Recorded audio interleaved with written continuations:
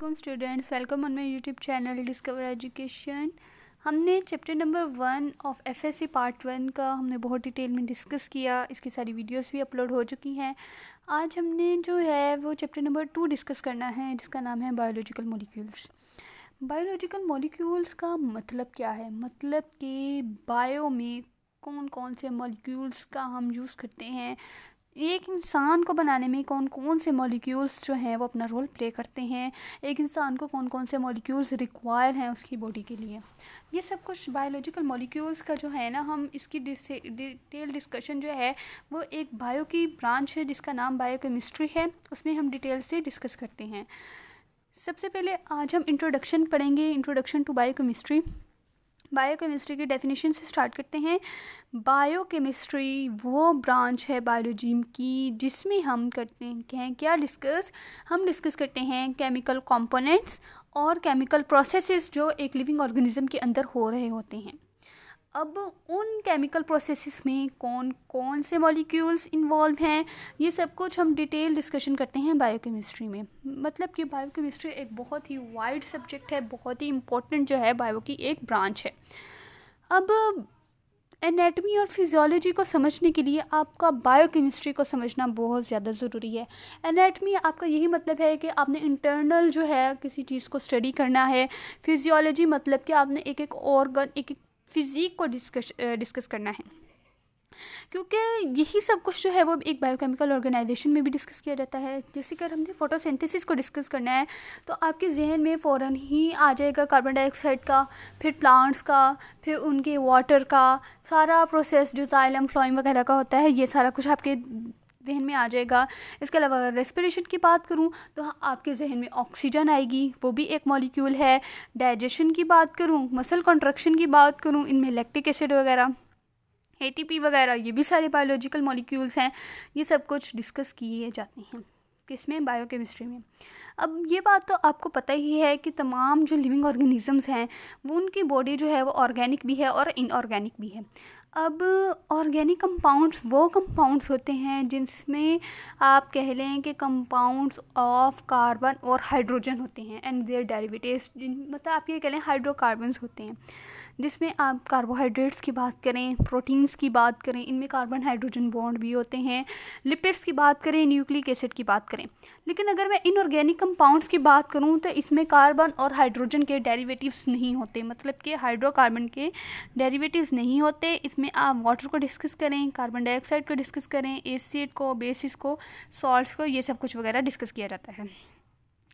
अब ये जो आपको पिंक और ब्लू में टेबल नज़र आ रहा है, ये बहुत बहुत ज़्यादा इम्पोर्टेंट है for short questions as well as MCQs. बल्कि मैं ये कहूँगी कि अब ऐसा ट्रेंड भी आ सकता है कि ये लॉन्ग क्वेश्चन भी बन जाए, क्योंकि आजकल जो है वो ऐसे लॉन्ग क्वेश्चंस बहुत ज़्यादा चांसेस हैं कि ऐसे ही लॉन्ग क्वेश्चंस आएँ।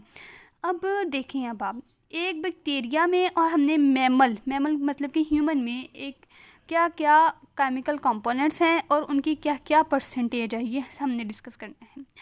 वाटर जो है वो बैक्टीरिया के सेल में 70% है। इसी के साथ साथ मेमेलियन सेल्स, मतलब कि एक ह्यूमन में आप कह सकते हैं, एक बैट में, जो भी मैमल्स हैं उनमें 70% ही होता है। अब देखें, प्रोटीन्स की ये खसूसियत है कि ये एक अबंडेंट ऑर्गेनिक कंपाउंड है। अबंडेंट ऑर्गेनिक में आता है ये जो है ना प्रोटीन, अबंडेंट ऑर्गेनिक कंपाउंड है।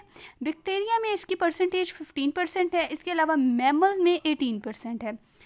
कार्बोहाइड्रेट्स की बात करूं, जैसे मैंने अभी बताया कि कार्बोहाइड्रेट क्या है, इनऑर्गेनिक कंपाउंड है, ये यहाँ पे लिखा हुआ है बहुत ही डिटेल में, आपने ये एग्जांपल्स बहुत अच्छे तरीके से करनी है।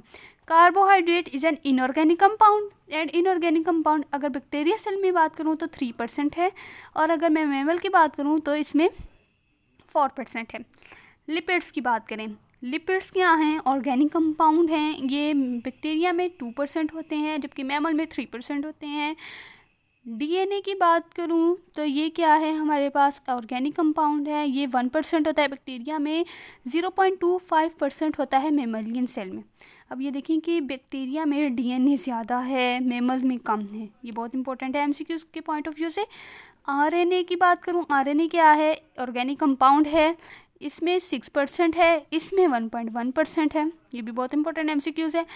दूसरे ऑर्गेनिक मॉलिक्यूल जिसमें आपके एंजाइम्स आ जाते हैं, हार्मोन्स आ जाते हैं, मेटाबोलाइट्स आ जाते हैं, मतलब कि सॉल्ट्स वगैरह आ जाते हैं, वो 2% है इसमें और 2% ही इसमें है। इनऑर्गेनिक आयंस की बात करूँ जिसमें आपके पास sodium, potassium, calcium, magnesium, chloride, sulphate, ये सब कुछ आ जाता है। ये जो है 1% ही बैक्टीरिया में है और 1% ही एनिमल में है। ये वाले जो सेम टू सेम MCQs होते हैं ये आपने बहुत अच्छे तरीके से याद करने हैं, और जो बहुत ज़्यादा डिफरेंस है वो याद करने हैं। मतलब कि मैं तो ये कहूँगी कि ये पूरा टेबल ही बहुत ज़्यादा इंपॉर्टेंट है for long, for short, for MCQs, for everything.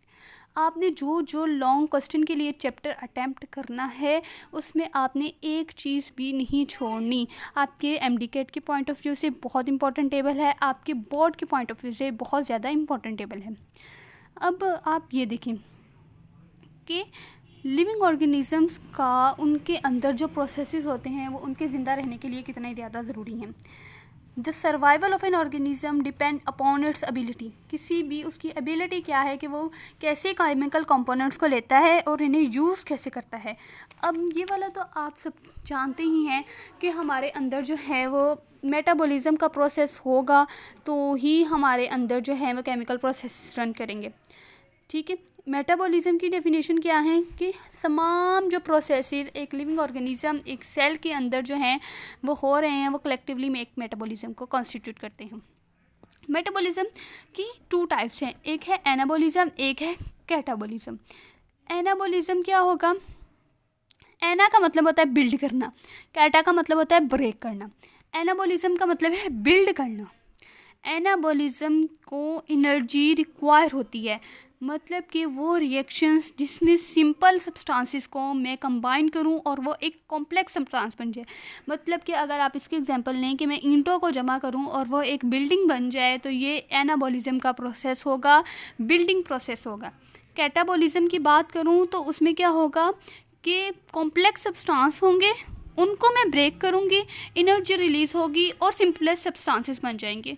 मसलन के एक बिल्डिंग है, मैंने उसे तोड़ा और उसके सिंपल सब्सटेंसेस ईंटों की सूरत में बन गए और उससे एनर्जी रिलीज़ हुई, मतलब हीट वगैरह के फॉर्म में एनर्जी जो है वो रिलीज़ हो गई। अब ये दोनों प्रोसेसेस जो हैं वो साइमल्टेनियसली हमारी बॉडी में जो है वो एक्ट करते रहते हैं, हैंड इन हैंड जो होते हैं ना, लिविंग सेल्स में काम करते हैं। इसी की वजह से इंटर कन्वर्ज हो जाते हैं कार्बोहाइड्रेट्स प्रोटीन में, प्रोटीन लिपिड्स में, लिपिड्स फिर अगेन न्यूक्लिक एसिड, ऐसे जो है वो एक कोऑर्डिनेट करते हैं कैटाबॉलिक और एनाबॉलिक एक्टिविटीज़, और एक ऑर्गेनिज्म के अंदर जो है वो प्रोसेसेस, मेटाबॉलिज्म का जो एक पूरा प्रोसेस है वो रन करता है। ये एक ऑर्गेनिज्म के सर्वाइवल के लिए बहुत ही ज़्यादा इम्पॉर्टेंट है। इसमें से आपने ज़्यादा कुछ नहीं, एक आपने मेटाबॉलिज्म की डेफिनेशन को अच्छी तरह करना है।